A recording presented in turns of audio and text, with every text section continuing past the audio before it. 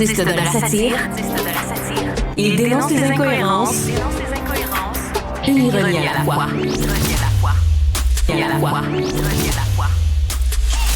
Richard Martineau. Pour la dernière fois cette semaine, on retrouve Richard Martineau à Cube Radio. Salut Richard. Salut Jean-François. Écoute, en ouverture, il faut que je te parle de ma belle-sœur. OK? J'ai une belle-sœur qui vit en France. OK? Elle vit en France avec mon beau-frère. Elle a un chat. Son chat l'a mordu au doigt. OK? Et là, ça s'est infecté, puis ça est devenu rouge, brun, puis là, ça avançait, tout ça. Elle est allée se faire opérer. Là, elle est à la maison et il y a une infirmière qui va chez elle à tous les 2 jours pour changer son pansement. Elle n'est pas en train de mourir, là. Elle n'a pas un cancer, là. Elle n'est pas super malade. Elle s'était mordue par un chat. Il y a une infirmière qui elle me racontait ça, là, et qui va tous les 2 jours. C'est de la science-fiction. Qu'est-ce qu'ils savent qu'on ne sait pas? Ils sont pas mal plus nombreux que nous, les Français. Pourtant, ils ont ça, des médecins, des infirmières qui se déplacent chez les gens à domicile. Ça sera le fun qu'on aille voir là-bas. Qu'est-ce qu'ils font que nous autres, on ne fait pas, puis peut-être s'en inspirer. Qu'est-ce qu'on n'a pas compris qu'ils ont compris? C'est quoi leur truc? Eux autres ont compris, tout à fait. Richard, tu te demandes si c'est possible de poser des questions concernant le projet Nordvolt.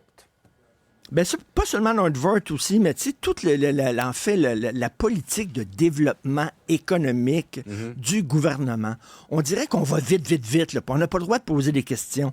Et là, il y a M. Fitzgibbon là, qui a traité de militant. Philippe Vincent Foisy a écrit un excellent papier là-dessus hier, qui critique de militants les gens qui sont contre ça ou qui posent des questions. Là, comment ça se fait que Nordvolt peut contourner le BAP? Seulement poser des questions. Vous êtes des maudits militants. On a vu aussi le gouvernement, M. Legault, faire la leçon aux journalistes avec une banane, une pomme et une orange. D'ailleurs, parenthèse. Je fais une parenthèse là-dessus. Tu n'as pas ramené d'autres objets ce matin? Attends une minute, là. À l'émission Dossier en cours que tu animes, sur l'actualité judiciaire, si tu veux interviewer un excellent avocat, j'en connais un. Il est excellent. Il est super sûr bon que ça va donner comme une avocat. grosse entrevue, par exemple. Mais merci de la suggestion. Donc, je ferme la parenthèse. Et là, écoute, on voit, là, on a besoin d'éoliennes, là, soudainement, parce que Hydro-Québec est passé de... On est en surplus. Là, soudainement, on manque d'électricité. Et là, pour les projets éoliens, avant, si tu avais un projet éolien, tu devais dire au gouvernement que tu t'engageais à inclure au moins 50% de contenu québécois, dont 35% de contenu régional. Tu devais aussi t'engager à ce que ton projet reçoive une accessibilité sociale, que ça soit accepté dans la société et pas que ça soit imposé. On débarque avec des éoliens, tout ça. Ça a été enlevé, ça.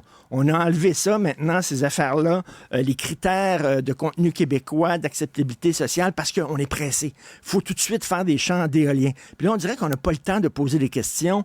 Hydro-Québec, là, va tirer la plug sur certains projets parce qu'on n'a pas assez d'électricité. Il faut donner cette électricité-là à Nordvolt. On a l'impression que tout va très vite et qu'on n'a pas le droit de dire time out, comme on dit en anglais, s'il vous plaît. Est-ce qu'on peut poser des questions? L'économie au Québec, c'est aussi des PME. Il me semble qu'on oublie beaucoup des PME. On déroule les tapis rouges pour les grosses multinationales. On leur donne beaucoup d'électricité, puis on n'a plus d'électricité pour d'autres projets. On est en train de prendre des décisions qui vont nous engager pendant de nombreuses années et de façon rapide. Donc, la question qu'on pose, c'est, coudonc, est-ce qu'on a le droit de poser un peu des questions? Mais ça a l'air que non, sinon, on est des méchants militants, selon M. Fitzgibbon et selon M. Legault. Par ailleurs, premier atterrissage américain en plus de 50 ans depuis les missions Apollo hier. Ça t'a inspiré, Richard? Écoute, non, pas tout. Alors, non, je vais t'expliquer pourquoi. Alors, écoute, en 69, ça fait la dernière mission Apollo, c'est en 1972. La dernière mission Apollo. Là, 52 ans plus tard, c'est Ouais. une entreprise privée qui a envoyé une sonde sur la Lune pour préparer le terrain pour la mission Artemis. C'est en 2026 où on va retourner sur la Lune avec des astronautes.